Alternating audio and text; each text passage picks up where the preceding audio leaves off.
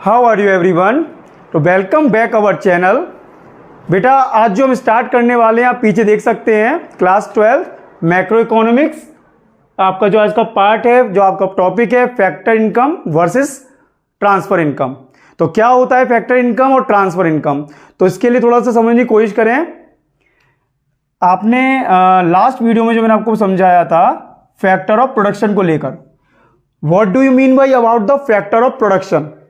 Factor of production में land, labour, capital and entrepreneur, ये चार चीजें आती है बेटा। These are the factor of production. इनसे बनने वाली जो इनकम है बेटा, इनसे बनने वाली जो इनकम रहेगी, तो लैंड के बदले में हमको रेंट मिल जाएगा, लेबर जो भी अपना सर्विस प्रोवाइड करेगी उसके बदले में सैलरी या फिर वेजेस, राइट। और कैपिटल के रिगार्डिंग में इंटरेस्ट एंड एंटरप्रेन्योर के रिगार्डिंग में प्रॉफिट। तो land, labour, capital, entrepreneur, these four are the factor of production और उनसे बनने वाली इनकम फैक्टर इनकम। तो बेटा फैक्टर इनकम क्या होता है? The income which is receive from the factor of production for providing the rendering of service to the factor of production. तो आप यहां पर इसकी डिफाइन मैंने नोट की हुई है, लेकिन पहले मैं आपको समझाने की कोशिश कर रहा हूं। इसके बाद हम बात करेंगे कि ट्रांसफर इनकम क्या है। तो इसके नाम से समझ में आ रहा है ट्रांसफर इनकम क्या होता है, यानी ऐसी इनकम जो हमने अर्न नहीं की, ये कहीं से ट्रांसफर होकर हमको मिल गई है, राइट। तो इसमें एक और पॉइंट निकल के आता है कि फैक्टर इनकम अर्न इनकम होती है और ट्रांसफर इनकम अनअर्न इनकम होती है। तो चलिए हम इसको स्टार्ट करते हैं और देखते हैं किस तरह से इसमें डिफाइन लिखी हुई है। ओके, तो लेट्स बिगिन।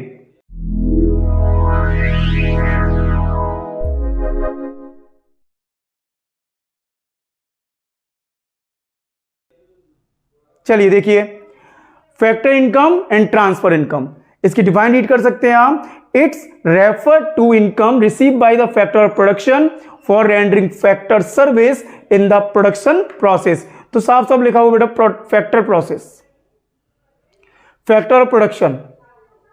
तो इनसे होने वाली इनकम को हम क्या बोलेंगे? फैक्टर इनकम, जो मैंने आपको अभी स्टार्टिंग में यहां पर समझा दिया है। Transfer income, it refer to income received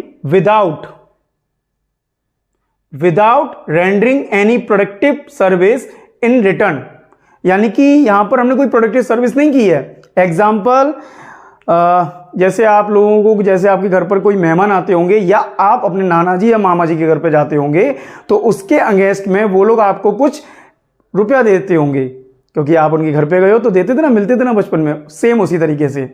तो यहां पर क्या हो रहा है कि आपने उनके लिए कुछ फैक्टर ऑफ प्रोडक्शन सर्विस नहीं की है, जैसे ये सब कुछ, लेकिन फिर भी आपको कुछ मिल गया। वहां पर आपने कोई एफर्ट नहीं किया, कोई मेहनत नहीं की है ऐसी कोई खास, लेकिन आपको रुपए मिल गए हैं। दैट नोन एज रिसीप्ट या फिर ट्रांसफर इनकम, क्योंकि ये बिना कमाए मिलता है, without rendering any productive service in return. Clear? Nature की बात करें तो it is include in the both national and domestic income, ये दोनों इनकम में शामिल हो जाता है, नेशनल में और डोमेस्टिक में।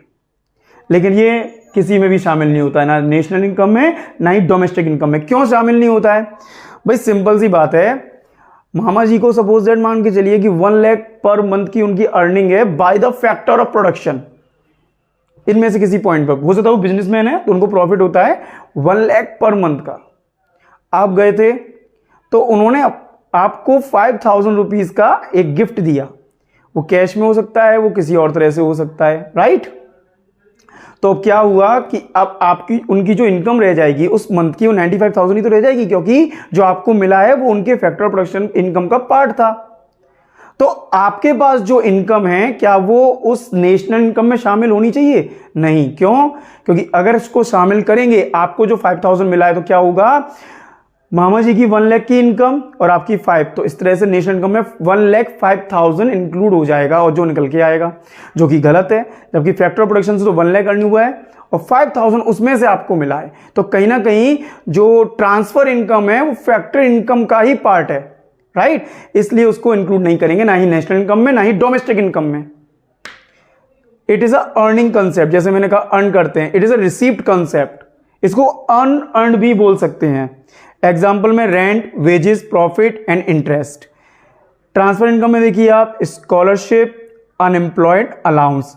स्कॉलरशिप जो स्टूडेंट्स को मिलती है गवर्नमेंट की तरफ से, राइट, उनको उसके लिए उनको कोई फैक्टर ऑफ प्रोडक्शन सर्विस नहीं देनी पड़ती है। अनएम्प्लॉयड अलाउंस जो पर्सन हमारी गवर्नमेंट उन लोगों को जो अनएम्प्लॉयड है उनको कुछ पर मंथ अलाउंस करवाती है। अलाउंस का मतलब होता है कुछ पेमेंट कर देती है अपनी तरफ से, ठीक है।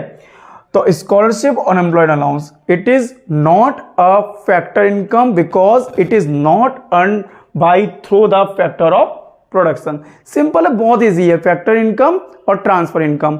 आप एक बार इसका स्क्रीनशॉट ले लीजिए इसका। चलिए अब मैं आगे के लिए हम चलते हैं, जो जिसमें मैं आपको बताऊंगा final goods and intermediate goods, ठीक है। चलो देखिए बेटा, फाइनल गुड्स और इंटरमीडिएट गुड्स क्या होता है, फाइनल गुड्स और क्या होता है इंटरमीडिएट गुड्स, किस तरह से इसके कंसेप्ट को हम माइंड में रख सकते हैं। तो इसको समझने के लिए देखिए बेटा, बहुत सिंपल लैंग्वेज में लीजिए कि फाइनल मीन्स फिनिश्ड और intermediate means raw material. Clear? Final means finished और इंटरमीडिएट मीन्स रॉ मटेरियल। तो इसको और डीप लेके जाते हैं कि फाइनल गुड्स आखिर होता क्या है।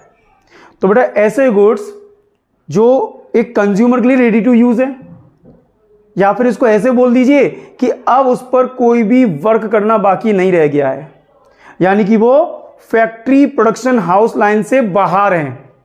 मतलब तो थोड़ा पॉइंट पढ़ लीजिए एक बार, फाइनल गुड्स का नोट पढ़िए आप एक बार पहले। They ready for use, they have crossed the boundary line of production, यानी कि अब उन पर कोई वर्क करने के लिए रह ही नहीं गया है, वो बिल्कुल बनके तैयार हो चुके हैं, फिनिश्ड गुड्स हो चुके हैं एकदम, वो बिल्कुल तैयार हैं। किसके लिए? For use of consumer for the house hold. मैंने इसका एग्जाम्पल भी दिया एक, furniture use by house hold. और जो फर्नीचर है, जो फर्नीचर टेबल मेज जो बनके तैयार हो चुकी हैं, तो वो उन पर कुछ होना बाकी तो है नहीं है, बस हम बाजार जाएंगे, एज अ हाउस होल्ड में बाजार जाऊंगा, उनको खरीद के लेकर आऊंगा, तो मेरे लिए क्या हो जाएगा? फाइनल गुड्स या फिनिश्ड गुड्स। लेकिन इंटरमीडिएट गुड्स क्या होता है? तो जैसे मैंने कहा ये रॉ मटेरियल होता है, किसके लिए? उस प्रोडक्शन हाउस के लिए जहां पर ये बनाया जा रहा है। तो इसको आप देखिए, इसका नोट देखिए एक बार, they not ready for use, ये रेडी फॉर यूज नहीं है, किसके लिए? कंज्यूमर्स के लिए। अभी क्यों रेडी टू यूज नहीं है? अभी बनके तैयार ही नहीं हुए हैं, अभी इन पे काम होना बाकी है, ये अभी फैक्ट्री लाइन के अंदर हैं। तो अंदर क्यों हैं? क्योंकि इन पे भी काम होना बाकी है। They have not cross the boundary line of production, ठीक है। Example, timber use by furniture production house. भाई जो टिम्बर है, जो लकड़ी के लट्ठे होते हैं, लॉक्स होते हैं, वो फर्नीचर हाउस में आते हैं, फिर उन पर वर्क किया जाता है, तब जाकर वो फर्नीचर में तैयार होता है, कन्वर्ट होता है। तो वो जो प्रोडक्शन हाउस है फर्नीचर, वो उस चीज के लिए क्या हो गया? उसके लिए रॉ मटेरियल हो गया। कौन? टिम्बर। टिम्बर उस फर्नीचर हाउस के लिए, उस प्रोडक्शन हाउस के लिए रॉ मटेरियल हो गया, राइट। तो अब इसका फिर से एक बार आप देख लीजिए पूरा डेफिनेशन क्या है इसकी, meaning, those goods which used for consumption और फॉर इन्वेस्टमेंट। या तो वो कंजम्पशन के काम में आते हैं या फिर वो इन्वेस्टमेंट के काम में आते हैं, लेकिन होते फाइनल हैं, इन पर कोई वर्क करना बाकी नहीं होता, ये रेडी फॉर यूज होते हैं। जैसे एक मिक्सर ग्राइंडर, एक मिक्सर ग्राइंडर अगर मैं एक हाउस होल्ड अपने घर के यूज के लिए उसको मार्केट से लेकर आता हूं बेटा, तो मैं अपनी सेटिस्फैक्शन, अपनी डिजायर को पूरा करने के लिए लेकर आ रहा हूं, तो वो मेरे लिए हो जाएगा कंजम्पशन गुड्स।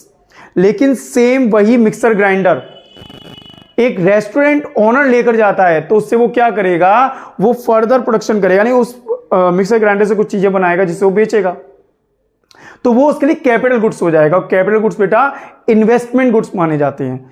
तो कंजम्पशन और इन्वेस्टमेंट, ये हमको फिर से रीड कर लेने एक बार, they ready for use, they have cross the boundary line of production. और एग्जांपल मैंने आपको दिया furniture use by household. एक बार इसको देख लीजिए, those goods which are used either for resale, ये रीसेल के लिए होगा, या फिर further production in same year. Resale जैसे बनी बनाई शर्ट खरीदी बेचने के लिए, इंटरमीडिएट गुड्स, ठीक है। फर्दर प्रोडक्शन यानी कि जैसे मैंने फर्नीचर का एग्जाम्पल दिया, जो लकड़ी के लॉक्स आए हैं उन पर भी वर्क होना बाकी है, तो वो क्या हो जाएगा आपका intermediate goods. They not ready for use, they have not cross boundary line of production, मैंने एग्जाम्पल दे ही दिया आपको। तो जो हमारा फाइनल गुड्स और इंटरमीडिएट गुड्स का एक छोटा सा डिफरेंस था, नेक्स्ट वीडियो में आपके लिए इसी का थोड़ा डीप सेशन लेकर जाएंगे, जिसमें आपको मैं कंजम्पशन गुड्स, उसके टाइप्स, कैपिटल गुड्स, इसके बारे में बताऊंगा, और थोड़े एक दो पॉइंट और रहेंगे इस पॉइंट के इंटरमीडिएट गुड्स और फाइनल गुड्स से रिलेटेड। तो नेक्स्ट वीडियो आप देखना नहीं भूलेंगे। ओके, चलिए ठीक है, बाय।